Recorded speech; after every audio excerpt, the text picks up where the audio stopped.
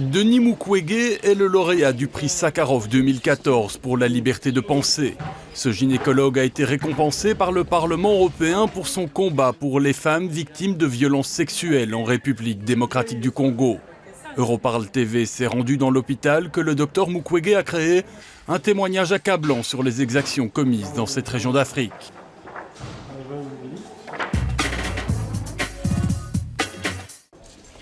On le surnomme l'homme qui répare les femmes.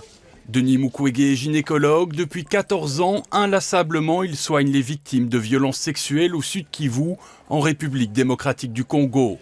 Une région ravagée par les guerres depuis les années 1990.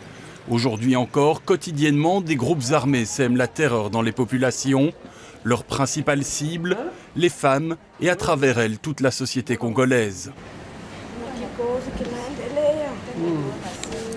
Les femmes que nous soignons ici sont victimes d'agressions sexuelles, donc de violences sexuelles avec vraiment extrême brutalité. Jambo, maman. Habari. Ces viols se commettent avec extrême violence par l'introduction des objets étrangers au niveau de l'appareil génital, que ce soit le feu, du plastique chauffé ou de baïonnettes ou tirées, etc. Ces viols n'ont rien de sexuel, il ne faut pas le confondre avec la sexualité. C'est une façon de torturer et torturer quelqu'un au niveau de son intimité, donc toucher le plus profond de sa dignité. C'est dans la ville de Bukavu que le docteur Mukwege a construit l'hôpital de Panzi pour venir en aide aux victimes de viols. Un des pavillons de l'établissement leur est réservé. Les patientes qui y résident souffrent de graves séquelles. Elles sont prises en charge par des psychologues et des assistantes sociales. C'était le cas de Justine. Elle a été sauvagement agressée alors qu'elle était enceinte de 8 mois. Elle a subi 7 interventions chirurgicales avant de se rétablir. Nous étions dans les champs, en train de travailler, en train de cultiver. Maintenant, nous avions vu des soldats qui couraient derrière nous. Ils étaient au nombre de 8 soldats. Et tous sont non violés. Lorsqu'une femme a été violée, il pense beaucoup. Nuit et jour, elle ne dort pas, comme moi aussi je dormais. Je ne dormais pas. Mais à cause de les psychologues et de notre assistance sociale qui nous assiste et nous donne beaucoup de formations, beaucoup de morale, et les docteurs aussi. Oui, le jour que j'ai arrivé ici, elle m'avait dit, Justine, tu vas guérir. Dans cette région du monde, le viol est une arme de guerre destinée à terroriser les populations et à les forcer à abandonner leurs terres. Le sous-sol de cette partie de la République démocratique du Congo regorge en effet de minerais précieux dont l'exploitation attise la convoitise de groupes armés. C'est une arme efficace puisque c'est une arme qui entraîne des déplacements massifs de la population. C'est une arme qui terrorise, donc sur le plan traumatique, les gens sont terrorisés, ils sont traumatisés, et donc ceux qui acceptent de rester, ils acceptent de rester comme esclaves, puisqu'ils ont tellement peur de ce qui peut leur arriver qu'ils acceptent de se soumettre, et en se soumettant, en fait, ils travaillent pour le bourreau. Plus de 40 000 femmes victimes de violences sexuelles ont été prises en charge par l'hôpital de Panzi depuis sa création en 1999. Au cours de ces 6 derniers mois, plus de 30 opérations concernaient des enfants de moins de 5 ans. La plus jeune des victimes avait à peine 6 mois. Non, j'ai beaucoup de choses à faire aujourd'hui et j'aurais bien voulu commencer. On a plus de 10 interventions.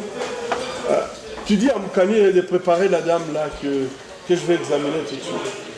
Ici, on va faire à peu près 6 interventions.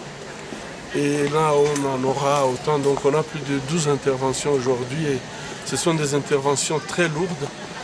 Donc, on essaie d'aller un peu plus vite et mettre toutes les équipes en alerte.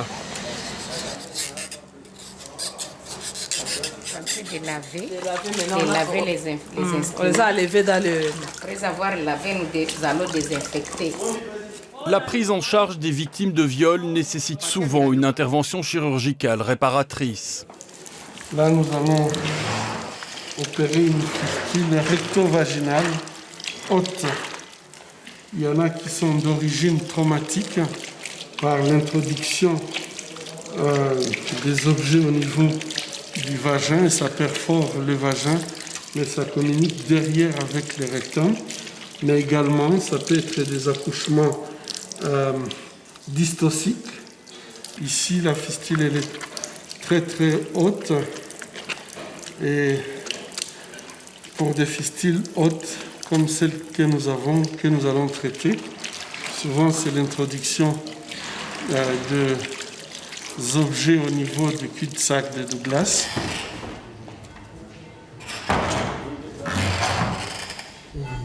L'opération de la patiente va durer plus de 6 heures et nécessitera des techniques chirurgicales de pointe.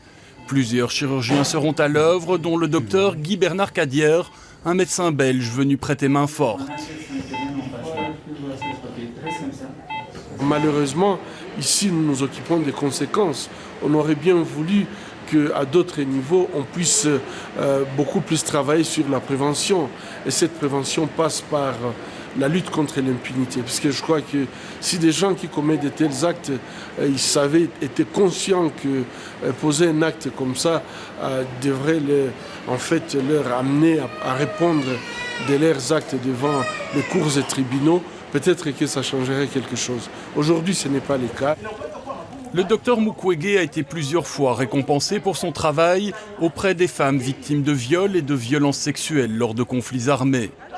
Le 21 octobre 2014, le Parlement européen lui a décerné le prix Sakharov pour la liberté de penser, un prix décerné à des personnalités exceptionnelles qui luttent contre l'intolérance, le fanatisme et l'oppression. Pour moi, je crois que ce message traduit tout simplement le fait que le monde s'intéresse à ce qui se passe au Congo. Ça fait quand même 15 ans que la population congolaise est en train de passer une situation indescriptible. Je crois que s'il y a des projecteurs qui sont fixés sur le Congo, il faudrait que les résultats soient quand même un processus de paix durable et que les solutions, qu'on ne continue pas à traiter les conséquences, mais plutôt s'occuper des vraies causes de cette crise.